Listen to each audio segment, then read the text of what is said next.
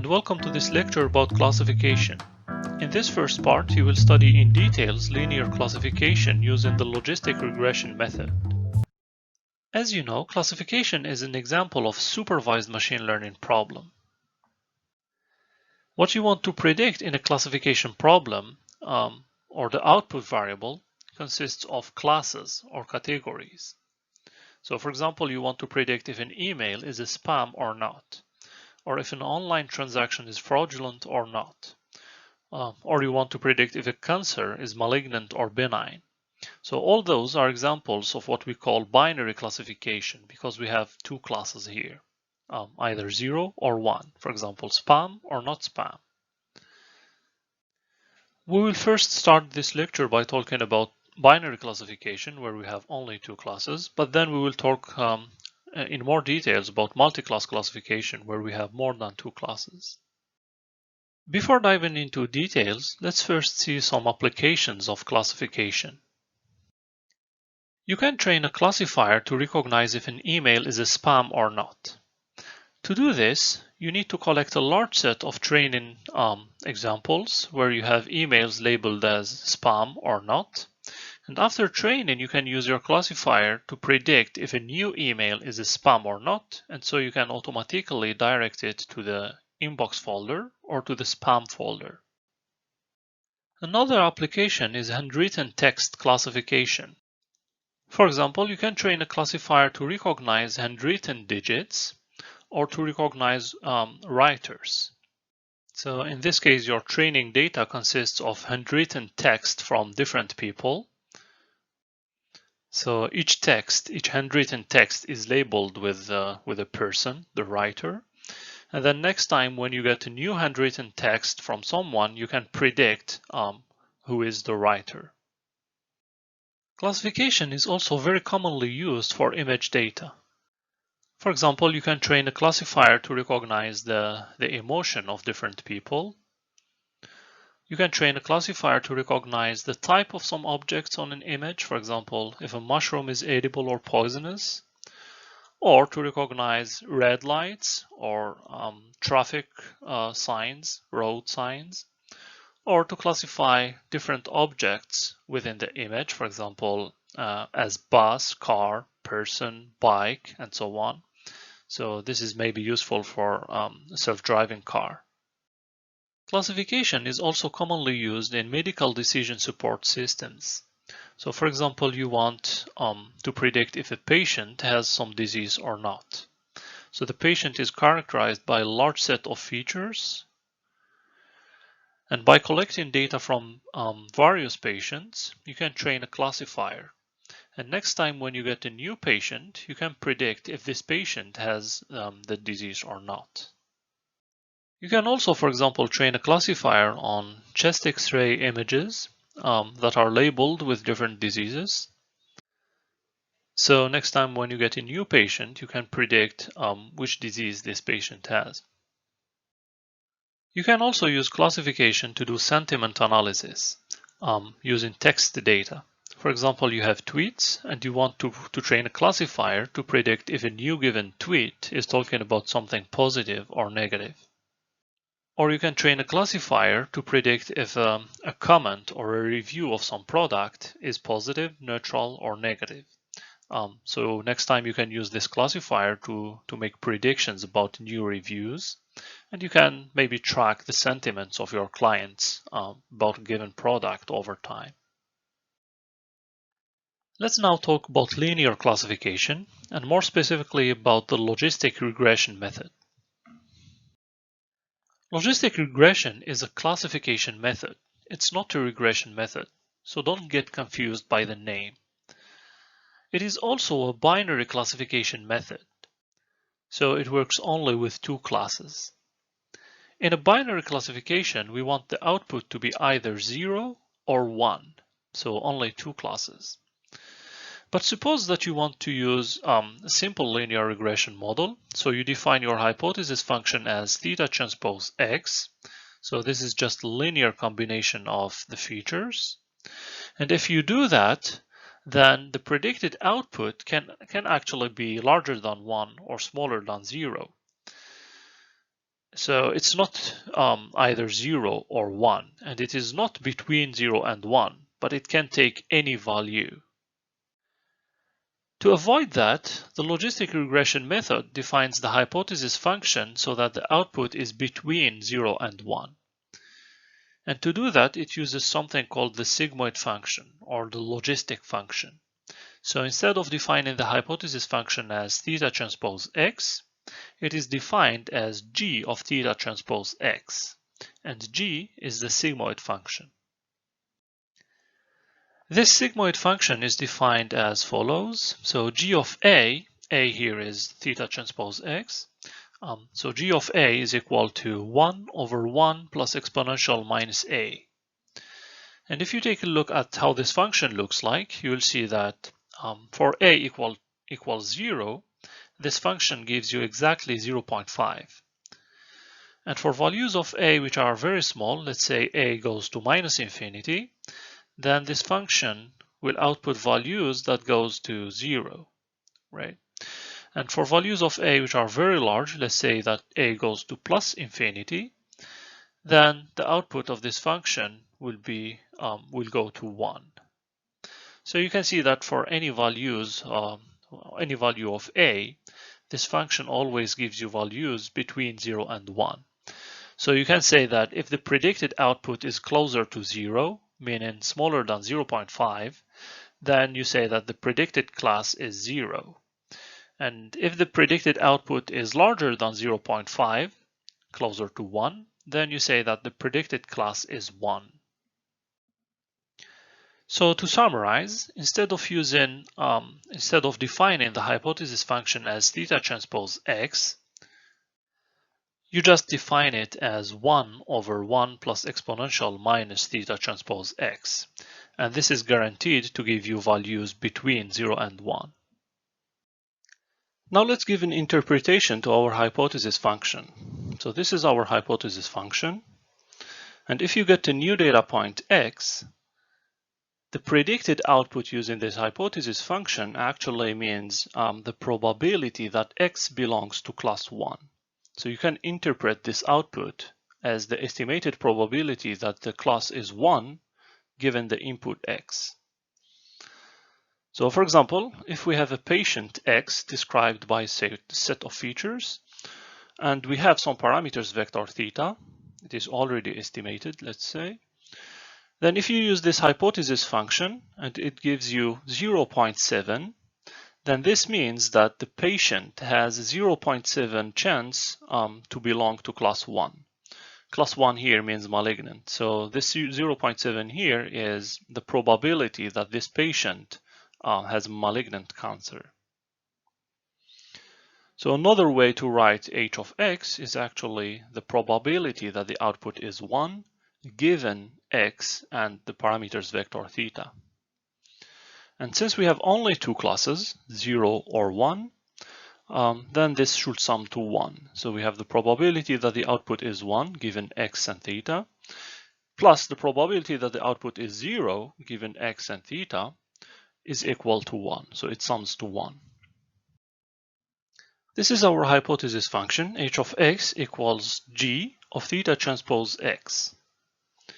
And g of a here is theta transpose x. G of a is just our logistic function or sigmoid function. So our hypothesis function h of x is actually 1 over 1 plus exponential minus theta transpose x. And if you take a look at how this function looks like, you will see that for any value of theta transpose x which is positive, larger than 0, this function gives you an output between 0.5 and 1. So the predicted class in this case is 1. And for any value of theta transpose x which is negative, smaller than 0, this function gives you an output between 0 and 0.5. So the predicted class in this case is 0. So basically, if the predicted output is larger than 0.5, then you predict class 1. So if we are in this region, if we predict output values here, then we say that the predicted class is 1. And this is actually equivalent to saying that theta transpose x is larger than 0, it's positive. So we are in this side here. Therefore, we predict class 1. And if the predicted output is smaller than 0.5, so it's here, then we predict class 0. And this is the same as saying that the values of theta transpose x are negative, right? So if you get theta transpose x smaller than 0, then you predict class 0. Now let's take this example where the parameters vector theta is given to us. So theta 0 is equal to -3, theta 1 equals 1, theta 2 equals 1. And this is our hypothesis function. So h of x is equal to g, this is a sigmoid function, g of theta transpose x, which means g of this. And by replacing the values of theta, we get g of -3 plus x1 plus x2. So if this value, theta transpose, this one, is positive, then we predict class 1. And saying that theta transpose x is positive means that x1 plus x2 in this case is larger than 3. So the predicted class is 1. So for example, if we have a data point which has x1 equals to 2 and x2 equals to, let's say, 3, so this data point lies somewhere here, 2 plus 3 is larger than 3, right? So the predicted class will be 1. And this is the case for any data point in this red region of the space. And saying that theta transpose x is negative is the same in this case as saying that x1 plus x2 is smaller than 3. So if you take x1 equals to 1 and x2 equals to 1, so you get a data point here, and the predicted class is 0 because 1 plus 1 is 2, it's smaller than 3. And this is the case for any data point in this blue region here. Now the decision boundary is indicated with this green line, and it has the equation theta transpose x equals 0. So this means that x1 plus x2 is equal to 3. So if you get a data point, for example, where you have x1 equals 2 and x2 equals 1, so this data point will be here, it lies exactly on this line, right? So theta transpose x is 0. And in this case, when theta transpose x is 0, the predicted output is exactly 0.5, right? So it defines this line.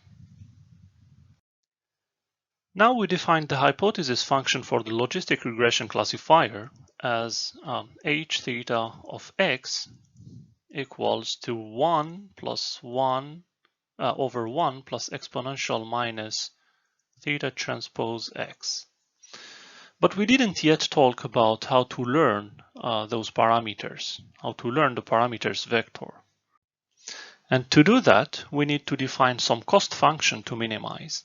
So let's now define the cost function for the logistic regression classifier. As we just said, in order to find the best parameters vector theta, we need to define some cost function and minimize it. So let's suppose that we have access to some training data set, and we want to use this data to minimize some cost function. And let's suppose that you want to use the same cost function that we used in some previous lecture about linear regression. This is the mean squared error cost. But here the hypothesis function is defined as 1 over 1 plus exponential minus theta transpose x. Previously in the lecture about linear regression, the hypothesis function was defined as theta transpose x, just this. And therefore, the cost function was a convex function. But if you define the cost in this way, using this hypothesis function, then it will be a non-convex cost function. So gradient descent is not guaranteed to find the global minimum, because this function has a lot of local minimums. So let's see how we define another cost function, which is actually convex. Let's now define our new cost function. To do that, let's first define some function called loss. And this function computes the cost for just one training example. So it takes here the predicted output for x and the true output corresponding to x. and it is equal to minus log of h of x if the true output is equal to 1, and it's equal to minus log 1 minus h of x if the output is equal to 0. And our cost function is actually just the average of those single losses. This cost function is called the cross-entropy cost function, and it is a convex function, so it has only one global minimum. In order to better understand this cost function, let's look more closely at how it looks like. Let's take the first case where the true output is equal to 1. In this case, the cost or the loss for this training example is equal to minus log h of x. It is indicated here. And our predicted output, h of x, is indicated here. It's between 0 and 1. And you can see that if our predicted output is close to 1, then the loss or the cost is close to 0. And this is what we want because the true output is equal to 1 in this case, and we predicted something close to 1, right? So we don't want to penalize our learning algorithm. However, if the predicted output is closer to 0, then this loss will take a high value. And this is what we want again, because the true output is equal to 1 and we predicted something completely different. It's closer to 0. So in this case, we want to penalize our learning algorithm and have higher cost. In the second case, where the true output is equal to 0, this is our loss for this training example. It's indicated here, and this is how it looks like. So in this case, you can see that when the predicted output is closer to 0, this loss is small, it's close to 0, because that's what we want, because the true label or the true output is 0, and we predicted something close to 0, right? But if our prediction is closer to 1, then this cost or this loss will be very high, because we predicted something close to 1, but the true output is equal to 0. So we predicted something completely different, so we want to penalize our learning algorithm and have a higher cost. Another way to write this loss function is given here. We can check that. So when y is equal to 1, we will have 1 here. So this is 0, so we don't have this term. And this is 1, so we get exactly this. And when y is equal to 0, then we get 0 here, so we don't have this term. And this is 0, so we get exactly this. So our final cross-entropy cost function will be this one. And what we want to do is to find the parameters vector theta that minimizes this cost function. So the parameters vector theta that gives us the minimum possible value for this cost function. And once we find the best parameters vector theta, we can use it to make predictions using this hypothesis function that we saw previously. One way to minimize the cross-entropy cost function that we just defined is to use gradient descent. So we need to compute the gradient of this cost function. And to compute the gradient of this cost function, so the gradient is a vector denoted this way. So this is the gradient of the cost function e, and it's a vector containing the derivative of the cost function with respect to each parameter theta j. So if we call this part here f and this part here q, then the derivative of the cost function with respect to the parameter theta j is given this way. So you get here the derivative of this function f with respect to theta j, and the derivative of this function q with respect to theta j.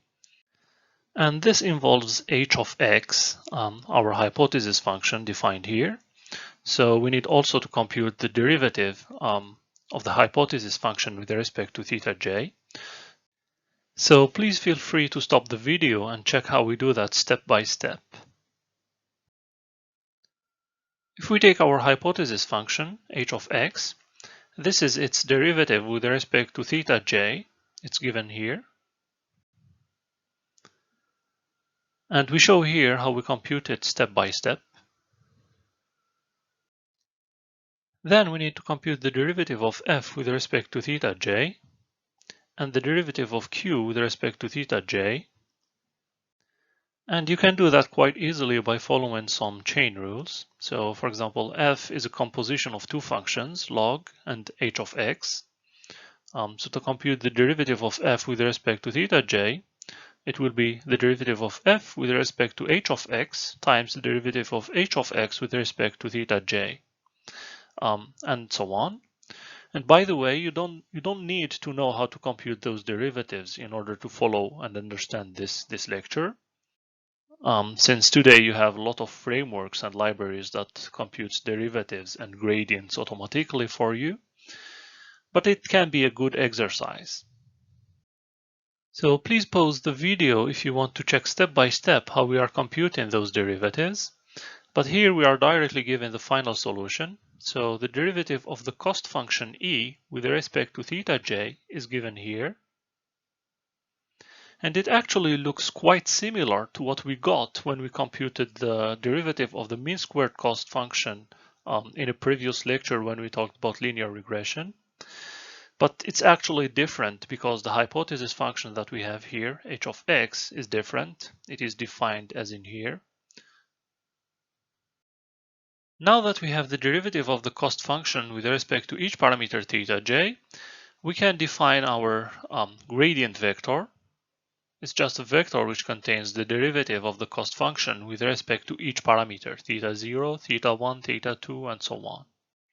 And we can simply use gradient descent as usual to optimize the parameters. So at each iteration we will have theta becomes theta minus alpha, this is learning rate, times the gradient. We said previously that logistic regression is a binary classification method. This means that it works only with two classes. But a binary classifier can also be used to do multi-class classification where we have more than two classes. So let's now see how to use logistic regression, a binary classifier, to do multi-class classification. These are a few examples about multi-class classification applications. You can, for example, train a classifier to do activity recognition. To do that, you can collect data with your phone based on some sensors like the accelerometer sensor. And this data is labeled with the activity that the person is doing, like sleeping, running, walking, watching TV, and so on. And then next time, you can predict what is the activity that someone is doing. You can train a classifier to help in medical diagnosis, or to classify emails in different categories like work, friends, family, and so on. Or maybe to make predictions about the weather like sunny, rainy, snow, cloudy, and so on. And there are many other examples of multi-class classification applications. In binary classification, we just have two classes. And you train a classifier to distinguish these two classes. Now, in the multi-class classification setting, when you have more than two classes, there are some methods that we will see later that works directly in this setting. They can distinguish more than two classes. But let's suppose that you still want to use your binary classifier, like logistic regression, in this setting, in the multi-class setting. One way to do that is the one versus all strategy, or one versus rest. Because each time we will take one class versus the rest. So you have one class and the others. One class and the others. One class and the others. So you can train your logistic regression, it's a binary classifier, for each class I to predict the probability that the output is I, or belongs to the class I. So here we train a logistic regression to predict the probability that the output belongs to the green class. And here we train also binary classifier, logistic regression, to predict the probability that the output is red, belongs to this red class. And here the same, we train a logistic regression to predict the probability that the output belongs to this blue class here. And then if you get a new input data point x, you pick the class that maximizes the probability. So if you have an input X, you try it here, here, and here, and then you pick, for example, if let's say the red, this probability, the red one, is higher than this one and this one, then we say that the predicted class for X is this red class. So basically the predicted output for X is whatever class that gives you the largest probability or the largest output. If you use the one versus all strategy, and given that you have C classes, for example, in the previous example, we had C equals 3, then you will train C logistic regression models. So we trained C binary classifiers for C classes. And that's because you will train one binary classifier for each class because you have one class versus the rest. There is another strategy called one versus one, where you train one binary classification model for each pair of classes. So for each two classes, you train one model, and so you will get the number of models that you will train is in the order of 2 to the power of C. So this is the complexity. It's in the order of 2 to the power of C. This can be sometimes better than this one, but it takes much more time to train because you will train much more binary classifiers than in this case.